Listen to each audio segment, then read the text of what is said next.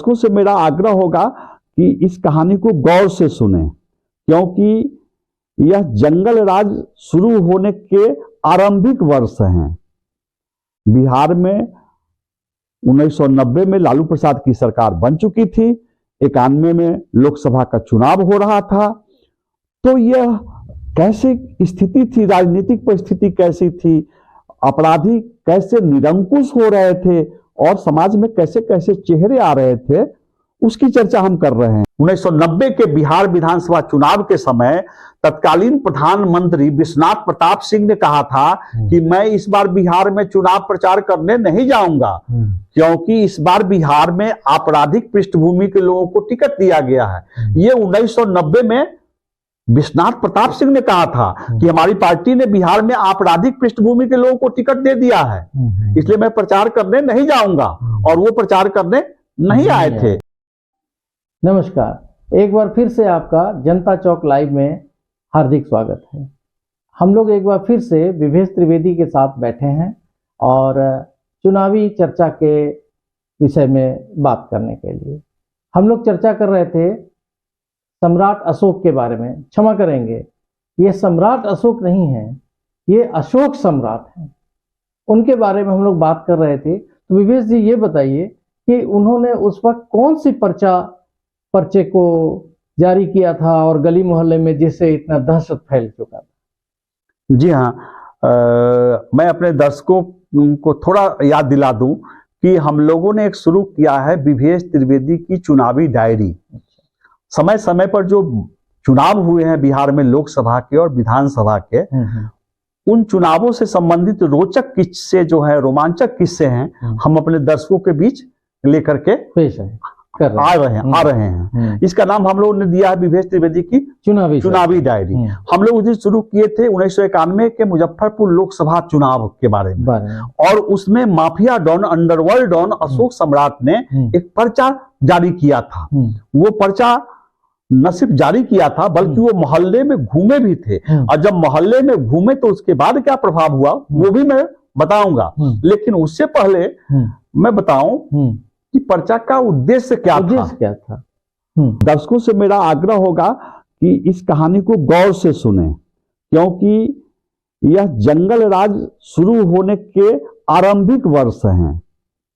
बिहार में 1990 में लालू प्रसाद की सरकार बन चुकी थी, 91 में लोकसभा का चुनाव हो रहा था। तो यह कैसे स्थिति थी, राजनीतिक परिस्थिति कैसी थी, अपराधी कैसे निरंकुश हो रहे थे और समाज में कैसे कैसे चेहरे आ रहे थे, उसकी चर्चा हम कर रहे हैं। तो जो नई पीढ़ी के हमारे दर्शक हैं, जो 15 से लेकर 40 वर्ष के हैं, जो 40 वर्ष के आज हैं, वो उस समय 8 वर्ष के रहे होंगे, उनको थोड़ा सा मैं बता देता हूं कि ये अशोक सम्राट कौन थे। तो अशोक सम्राट बेगूसराय के बरौनी के निकट सोकहारा गांव के निवासी थे, और यहां वो आए थे। मुजफ्फरपुर में SKJ लॉ कॉलेज में नामांकन कराया था उन्होंने, लेकिन जो खुद कानून को हाथ में लेकर चलते हैं, कानून से खेलते हैं, उन्हें कानून की पढ़ाई में कहां रास आए, कहां मन लगेगा। दरअसल अशोक सम्राट मिनी नरेश के मुख्य फाइटर थे, जिसे लोग राइट हैंड कहते हैं, और मिनी नरेश की हत्या जब हो गई थी तो अशोक सम्राट उनके हेड बन गए, उस गैंग के लीडर बन गए थे, और मुजफ्फरपुर में केंद्र बना करके गैंग का संचालन कर रहे थे। हमारे मित्र जो कुछ कुछ जानकारियां दे रहे हैं, उनमें उनका दावा है कि अशोक सम्राट का आरक्षण आंदोलन के समय से जनता दल से और ब्रजबिहारी प्रसाद से मोह भंग हो गया था। लेकिन मैं आपको बताऊं कि आरक्षण आंदोलन के बाद की बात अलग है और आरक्षण आंदोलन से पहले की बात अलग है। 1991 के चुनाव में कांग्रेस कैंडिडेट के खिलाफ जनता दल के कैंडिडेट की मदद कर रहे हैं, और राज्य में जनता दल की सरकार है, तो इसको क्या समझा जाए। जी हां, वो रघुनाथ पांडे के खिलाफ अभियान चला रहे थे, और रघुनाथ पांडे का विरोध करने का मतलब है कि जनता दल प्रत्याशी के जीत का रास्ता प्रशस्त करना। तो ये अशोक सम्राट थे। इसमें हेमंत शाही की चर्चा आती है, जो कहा जाता है कि अशोक सम्राट को समर्थन देते थे, संरक्षण देते थे। तो हेमंत शाही पूर्व केंद्रीय मंत्री एलपी शाही के पुत्र थे और राज्य सरकार की पूर्व मंत्री बीना शाही के पति थे। उनका बचपन मुजफ्फरपुर के मारीपुर में और रसुलपुर जिलानी मोहल्ले में बीता था और वो गहरी पैठ रखते थे आईएएस आईपीएस लॉबी में और पत्रकारों के बीच में। हाँ, एक बात और, बिहार के जितने भी माफिया डॉन, अंडरवर्ल्ड डॉन होते थे, वो हेमंत शाही के इशारे को समझते थे। और डॉक्टर जगन्नाथ मिश्रा की सरकार गिराने में एक बार, जिस समय वो विधायक भी नहीं थे हेमंत शाही, उनकी प्रमुख भूमिका थी। हेमंत शाही 1991 में वैशाली विधानसभा उपचुनाव में कांग्रेस विधायक निर्वाचित हुए थे और 1992 में जिस चुनाव की चर्चा हो रही है 1991 के लोकसभा चुनाव, उसके ठीक एक साल बाद हेमंत शाही की हत्या हो गई थी गुरौल में अंचलाधिकारी कार्यालय में। तीसरे शख्सियत की चर्चा हो रही है ब्रजबिहारी प्रसाद जी की। ये एक इंजीनियर थे, पेशे से इंजीनियर थे, बाद में ये ठेकेदार बन गए और ठेकेदारी करते हुए ये राजनीति में सक्रिय हुए। मुजफ्फरपुर के ब्रह्मपुरा में इनका आवास है और ये पूर्वी चंपारण के आदापुर से विधायक निर्वाचित होकर के, जनता दल के विधायक निर्वाचित होकर के मंत्री बने थे। और इन पर भी कहा जाता है कि ओंकार सिंह सहित, अशोक सम्राट सहित अपने समय के खतरनाक अपराधियों को, माफिया डॉन को संरक्षण देते थे। इसमें एक और चर्चा आती है रघुनाथ पांडे जी की। मैं आपको बताऊं कि रघुनाथ पांडे जी मुजफ्फरपुर नगर पालिका के अध्यक्ष होते थे। रघुनाथ पांडे वर्षों तक मुजफ्फरपुर कांग्रेस के अध्यक्ष रहे। रघुनाथ पांडे 1980, 1985 और 1990 में मुजफ्फरपुर से कांग्रेस विधायक निर्वाचित हुए। सत्येंद्र नारायण सिंह जब मुख्यमंत्री बने तो उनके सरकार में रघुनाथ पांडे मंत्री बने। मुजफ्फरपुर में एलपी शाही के साथ मिलकर इन्होंने एसकेएमसीएच की स्थापना में महत्वपूर्ण भूमिका निभाई। यहाँ के शिक्षण संस्थानों, कई शिक्षण संस्थानों की स्थापना में इनकी अहम भूमिका थी। लेकिन हाँ, आपराधिक गिरोहों को संरक्षण देने का भी आरोप इन पर लगता है। तो आप देखेंगे कि अशोक सम्राट पर्चा लेकर आए तो पर्चा में क्या था, मैं आज अगली कड़ी आप लोगों को सुनाने जा रहा हूं।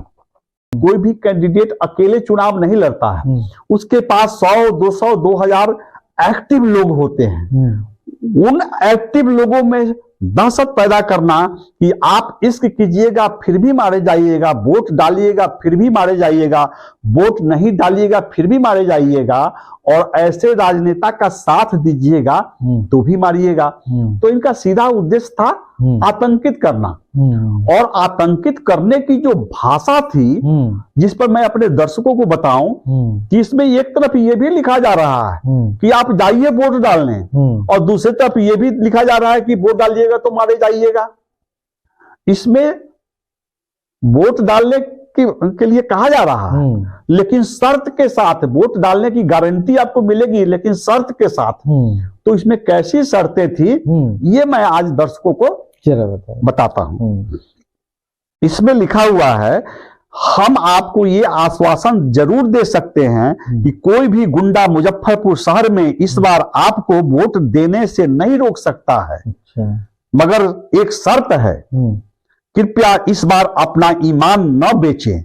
सम्राट, शर्त है कि अपना ईमान न बेचें, मतलब कोई भी गुंडा आपको वोट डालने से नहीं रोकेगा। ईमान नहीं बेचें। और ये ईमान नहीं बेचने के लिए चेतावनी वोटरों को ही नहीं थी और रघुनाथ पांडे के एक्टिव कार्यकर्ताओं को ही चेतावनी नहीं थी। पुलिस प्रशासन में जो निचले लेवल के अधिकारी हैं उनको भी चेतावनी थी, मैं आगे बताऊंगा। और आपको याद होगा कि 1990 में बिहार विधानसभा का चुनाव हो चुका था। 1991 में लोकसभा का चुनाव हो रहा था और जब लोकसभा का चुनाव हो रहा था बिहार में जनता दल की सरकार बन चुकी थी, लालू प्रसाद मुख्यमंत्री बन चुके थे। और जब लालू सरकार थी तो जनता दल के नेताओं का मनोबल बढ़ा हुआ था और पुलिस प्रशासन में जो बड़ी तैनातियां हो रही थी, जो कोई डीएम बनाए जा रहे थे, एसपी बनाए जा रहे थे अलग अलग जिलों में, वो जनता दल नेताओं की इच्छा से उनकी पसंद के लोगों को, उनके भरोसेमंद लोगों की तैनाती हो रही थी, आईएएस आईपीएस अधिकारियों की। तो आईपीएस अधिकारी तो चल रहे थे जनता दल की इच्छा के मुताबिक, लेकिन निचले स्तर के जो पुलिस पदाधिकारी थे वो अभी अभी बिहार में 1-1.5 साल से सत्ता बदली थी, तो उन पर अभी भी कहीं कहीं कांग्रेस के नेताओं का प्रभाव था।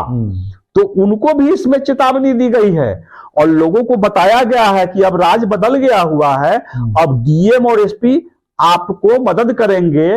मतलब जो लोग रघुनाथ पांडे के खिलाफ हैं, जॉर्ज फर्नांडिस के पक्ष में हैं, जो लोग ब्रजबिहारी प्रसाद के साथ हैं, उनको एक तरफ पुलिस प्रशासन का डीएम एसपी का भरोसा भी दिया जा रहा है। तो आप इसके लैंग्वेज से समझेंगे, इसमें लिखा गया है एक परिवर्तन प्रशासन में हुआ है जिससे हम आशा करेंगे विधानसभा चुनाव की तरह ये जनप्रतिनिधि एसपी और डीएम को पैसे के बल पर नहीं खरीद पाएंगे। लेकिन एक डर अब भी बना हुआ है उन कुछ छोटे पुलिस पदाधिकारियों से जो मालिक के हाथों बिक जाते हैं। उन छोटे पुलिस पदाधिकारियों से जो मालिक के हाथों बिक जाते हैं। नाम बताएं क्या, कहा जा रहा है इशारों में कि नाम बताएं क्या कि कौन कौन पुलिस पदाधिकारी बिके हुए हैं। नाम बताने की जरूरत क्या है, आप लोग तो नाम जानते ही होंगे। ये अशोक सम्राट कह रहे हैं, तो ये अशोक सम्राट की भाषा नहीं है, ये सत्ता की ठसक है, ये सत्ताधारी लोगों की भाषा है कि सरकार अपनी है, डीएम एसपी अब हमारे हैं, आप लोग वोट डालिए रघुनाथ पांडे के खिलाफ खुल करके, कोई डर नहीं है और कोई डर नहीं है। और निचले स्तर के पुलिस पदाधिकारी जो है वो गलत हैं, ये इसमें इशारा किया जा रहा है। और ऐसी नौबत आप पूछेंगे कि ऐसी नौबत क्यों आई, ऐसा मामला कहां से आ गया। तो रघुनाथ पांडे के जब वो यहाँ के विधायक हुआ करते थे तो स्वाभाविक बात है कि प्रशासनिक मामले में उनका दबदबा होता था। जब जो विधायक होते हैं, जो सत्ताधारी दल के होते हैं, रघुनाथ पांडे सत्येंद्र नारायण सिंह के मंत्रिमंडल में मंत्री रह चुके थे और दिल्ली तक इनकी पहुंच हो गई हुई थी, तो इनका एक इकबाल था। और हम यहाँ ये भी क्लीन चिट नहीं देने जा रहे हैं कि रघुनाथ पांडे बिल्कुल फेयर थे या बिहारी प्रसाद बेदाग थे। आपको याद होगा कि 1990 के बिहार विधानसभा चुनाव के समय तत्कालीन प्रधानमंत्री विश्वनाथ प्रताप सिंह ने कहा था कि मैं इस बार बिहार में चुनाव प्रचार करने नहीं जाऊंगा, क्योंकि इस बार बिहार में आपराधिक पृष्ठभूमि के लोगों को टिकट दिया गया है। ये 1990 में विश्वनाथ प्रताप सिंह ने कहा था कि हमारी पार्टी ने बिहार में आपराधिक पृष्ठभूमि के लोगों को टिकट दे दिया है, इसलिए मैं प्रचार करने नहीं जाऊंगा। और वो प्रचार करने नहीं आए थे। तो सत्ताधारी जो दल है उसमें भी बहुत सारे आपराधिक पृष्ठभूमि के नेता जीत करके आ गए थे। तो दोनों तरफ दागदार छवि के लोग थे, लेकिन चुनाव में जिन मामलों को घेरा गया था वो मुजफ्फरपुर के गैंगवार का परिणाम था और उन पर आरोप लगाया जा रहा था रघुनाथ पांडे पर। अच्छा विवेश जी, ये बताइए उस काल में, उस वक्त ये सब कैसी हत्याओं का ये सब जब चलन चल गया हुआ था, कैसी हत्याएं हो रही थी? देखिए, आपको पता है कि मुजफ्फरपुर में जो भी बाहर के अपराधी आते थे और कुछ यहाँ के भी अपराधी थे, वो ठेकेदारी पर कब्जा जमाते थे, वो रंगदारी वसूलते थे, वो फिरौती लेते थे, वो जमीन का धंधा करते थे, वो अपराध की सौदेबाजी करते थे। तो इस पर वर्चस्व की लड़ाई चल रही थी और इस वर्चस्व की लड़ाई में मोहरे खोजे जा रहे थे। और उस समय चूंकि रघुनाथ पांडे यहाँ के विधायक थे, तो उनके पक्ष के भी कुछ लोग थे, उनके विपक्ष के भी कुछ लोग थे। और हत्याओं के सिलसिला की बात चल रही है, तो मेरी बातों पर नहीं जाइए। ये क्या लिख रहे हैं अशोक सम्राट, वो मैं आपको पढ़कर सुनाता हूँ, हमारे दर्शक देखेंगे सुनेंगे। कि पूछते हैं ये अशोक सम्राट अंडरवर्ल्ड डॉन नरेश सिंह याद है आपको? हाँ, वही नौजवान जो रघुनाथ पांडे का विरोध करता था, ठेकेदारी में मनमानी नहीं होने देता था। उसको रास्ते से हटाने के लिए रघुनाथ पांडे ने अपने पालतू कुत्तों के द्वारा उसकी हत्या करवा दी। और इस तरह फिर हत्या का सिलसिला शुरू हुआ जो अभी तक चल रहा है, पता नहीं कब खत्म होगा। तो क्या मुजफ्फरपुर में आज हत्या की राजनीति खत्म हो गई है? हत्या के वारदात, आपराधिक वारदात समाप्त हो गए हैं? ठेकेदारी में वर्चस्व की लड़ाई समाप्त हो गई है? नहीं हुई है।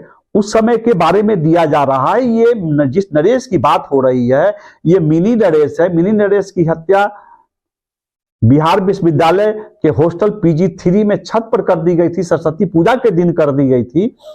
वो भी, या अशोक सम्राट भी, मैं फिर कहूं कि यहाँ भजन कीर्तन करने यहाँ किसी मंदिर के पुजारी नहीं थे।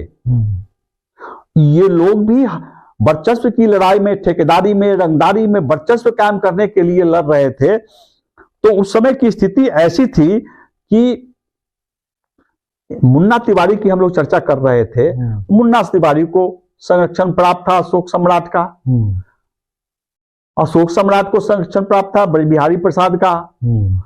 और जनरल नॉलेज ये होता था कि ओंकार सिंह जो हैं उनके पास कितने हथियार हैं, अशोक सम्राट के पास कितने हथियार हैं, शुक्ला जी के पास कितने हथियार हैं। मैं संक्षेप में, आपने हत्या का जो सिलसिला चल रहा था उसका संक्षेप में आपको बताऊं कि विमलानंद सिंह जो अपने मित्र मंडली के साथ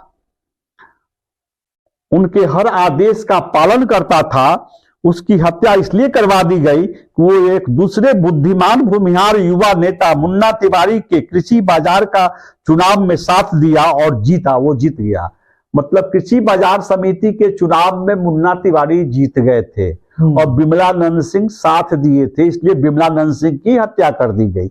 विमलानंद सिंह की हत्या हरिसभा चौक के पास एक शराब की दुकान के सामने हुई थी। विमलानंद सिंह वैशाली जिले के घाट पटेरा गांव के निवासी थे, बड़ी लंबी पर्सनालिटी थी। तो वो भी अपराध की दुनिया से जुड़े हुए थे, साफ छवि के नहीं थे। उनकी हत्या हुई थी।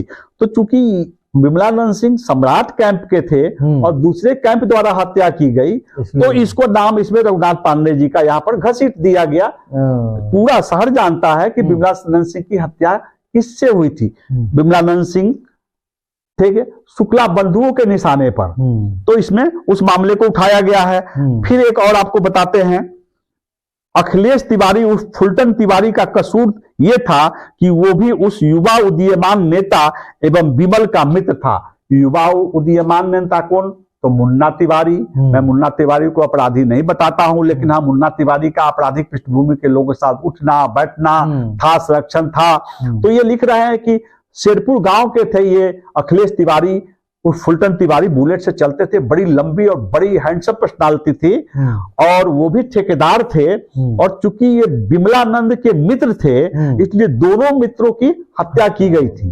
कहीं से इन हत्याकांडों को जायज नहीं कहा जाएगा, लेकिन मैं अपने दर्शकों को ये फिर बताना चाहता हूं कि इन हत्याकांडों से रघुनाथ पांडे का विमलानंद की हत्या से या फुलटन तिवारी और अखिलेश तिवारी की हत्या से रघुनाथ पांडे का कोई लेना देना नहीं था। इसमें एक और बात कही गई है कि शेरपुर के भूमिहारों के घर में घुस घुस कर मां बहनों को गालियां दी गई।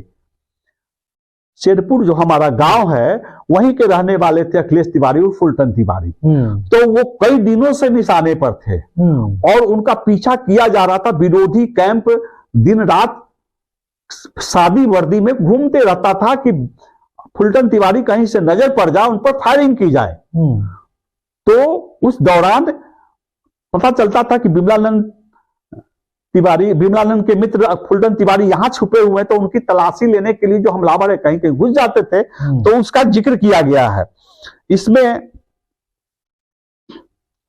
आगे चर्चा है, अंगरक्षक रामाशंकर ठाकुर की लाश आज तक श्राद्ध कर्म भी नहीं हो सका। उसका लाश क्या हुआ? उसका श्राद्ध कर्म भी नहीं हो सका। आपको आश्चर्य हुआ क्या? उसकी बेवा अभी भी इस आशा में बैठी है कि उसे यह बता दिया जाए कि उसे कैसे मारा गया, मतलब अंगरक्षक को कैसे मारा गया। उसकी विधवा आज भी इंतजार कर रही है। ऐसे उसकी लाश ब्रह्मपुरा में मिली थी ताकि लोग यह समझे कि कोई अन्य ग्रुप ने मारा है। अब देखिए, अंगरक्षक की हत्या हुई, लाश मिली ब्रह्मपुरा में। ब्रह्मपुरा से इशारा हो रहा है कि क्योंकि बिहारी प्रसाद जी का वहां घर था।